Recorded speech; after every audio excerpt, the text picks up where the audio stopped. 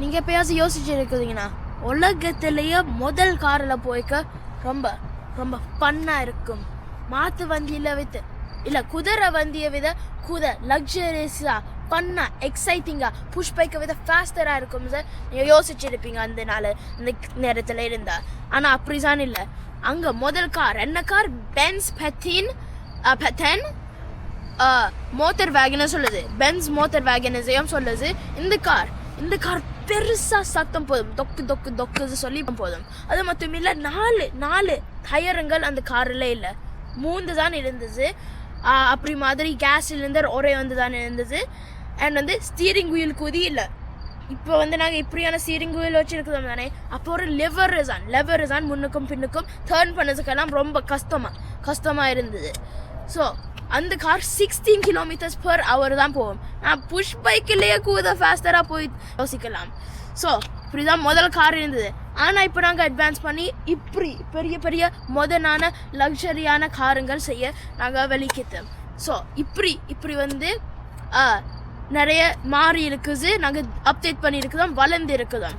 So இந்த முதல் காரை ஹிஸ்டரி பற்றி தான், எப்போ செஞ்சது, எங்கே செஞ்சது, யார் செஞ்சது, யார் முதல்ல ஓதினது, அந்த பிரச்சனைகள், அந்த கார் ரெவல்யூஷன், அதை பற்றி தான் இந்த வீடியோவில் கதைக்க போதும். ஸோ கடைசி வரையும் பாருங்க.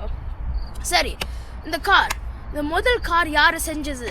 இந்த காரை பேர் இந்த கேரேஜை யார் முதல் செஞ்சது? இவரது பேர் தான் கார்ல் பென்ஸ்.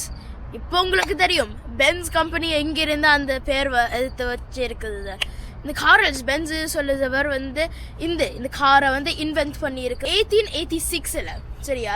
1886 இதை இன்வென்ட் பண்ணியிருக்கிறார். எங்கன்னா ஜெர்மனியில இருந்து உங்களுக்கு தெரிஞ்சிருக்கணும், நிறைய ஸ்போர்ட்ஸ் காருங்கள் எல்லாம் இருந்து வருது. ஸோ அது ரொம்ப லக்ஸரியான ஸ்போர்ட்ஸ் காருங்கள் எல்லாம் ஜெர்மனியில இருந்து செய்வினோம்.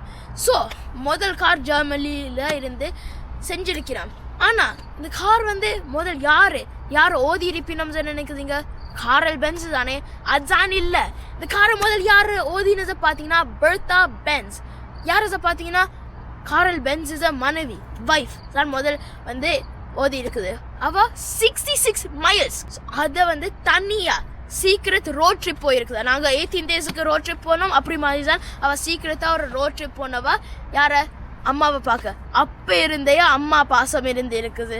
ஸோ இப்படி அவள் தனியாக துணிஞ்சு போயிருக்குதா. அப்போ பழைய இப்போ எல்லாதவங்க பார்த்தா கேஸ் ஸ்டேஷன் இருக்குது. கேஸ் முதிய போகுதுன்னா கேஸ் அதிச்சுட்டு அங்கே சாப்பாடு வாங்கலாம், தண்ணி வாங்கலாம், பே பண்ணிட்டு கேஸ் அதிச்சுட்டு சும்மா போகுதுதான். ஆனால் முதல் கார் ஒரே கார் இருக்குது. யாருக்கு தான் கேஸ் ஸ்டேஷன் தேவை? ஒரு காருக்கு கேஸ் ஸ்டேஷன் கத்துது. ஒரு வீண் செலவு மாதிரி இருந்தது. அப்போ ஜிபிஎஸ் இல்லை, மேப் இல்லை, கேஸ் ஸ்டேஷனும் இல்லை. அப்போ எங்கே தான் ஃபியூல் வாங்கினது? எங்கன்னா ஃபார்மசியில் தான் பெட்ரோல் வாங்கி ஃபியூல் போத்தவா காருக்கு. அது ஒரு சிலிண்டர் இருக்குது. அப்படின்னா புஷ் பைக்கெல்லாம் 66 miles போகுதுன்னு நினைங்க. அப்படி போல தான் இந்த கார்லையும் போயிருக்குதா.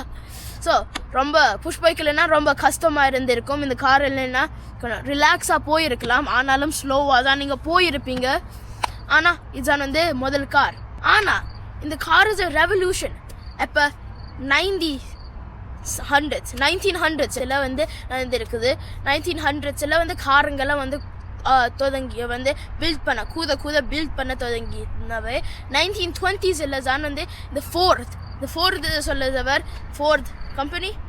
அவர் இப்போ உங்களுக்கும் தெரியும் ஃபோர்த் கம்பெனியும் எங்கே இருந்து வருது. இந்த ஃபோர்த் சொல்லுறவர் காருங்களை சீப்பாக மேஸ் ப்ரொடக்ஷன் அப்படி செய்யுது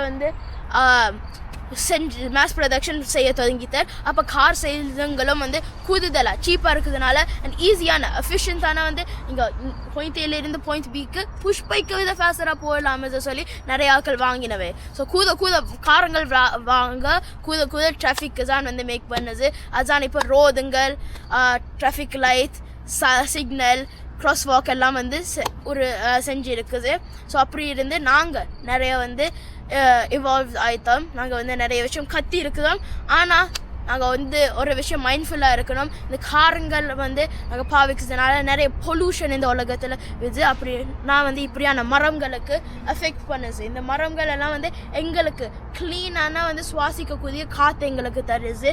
இந்த ஊற்ற காற்றெல்லாம் எடுத்து இப்படி வந்து பொல்யூஷன் நாங்கள் போத எங்கள் உலகத்தை தான் நாங்கள் டேமேஜ் பண்ணுதோம். அதனால இப்போ 2025 கூடுதலாக எலக்ட்ரிக் காருங்கள் எல்லாம் பிக்காக வந்து இருக்குது. ஸோ நாங்கள் வந்து எங்கிற பிளானத்தையும் ப்ரொடெக்ட் பண்ணணும். அதுக்கு காரையே பாவிக்கக்கூடாதுன்னு நான் சொல்லலை. ஆனால் நாங்கள் இந்த பிளானத்தையும் ப்ரொடெக்ட் பண்ணணும் சார். மைண்ட்ஃபுல்லாக நாங்கள் இருக்கணும். நன்றி, வணக்கம். அடுத்த காணொலியில் பார்க்கலாம். இது ஆதவன் எக்ஸ்ப்ளோர். உங்களுக்கு காருங்கள் பிடிச்சிருந்தால் லைக் பண்ணுங்க, சப்ஸ்கிரைப் பண்ணுங்க. அது மட்டும் இல்லை, அடுத்த காணொலியில் எந்த காரை பற்றி கதைப்போமே சார் கமெண்ட்டும் போட்டு விடுங்க. நன்றி, வணக்கம்.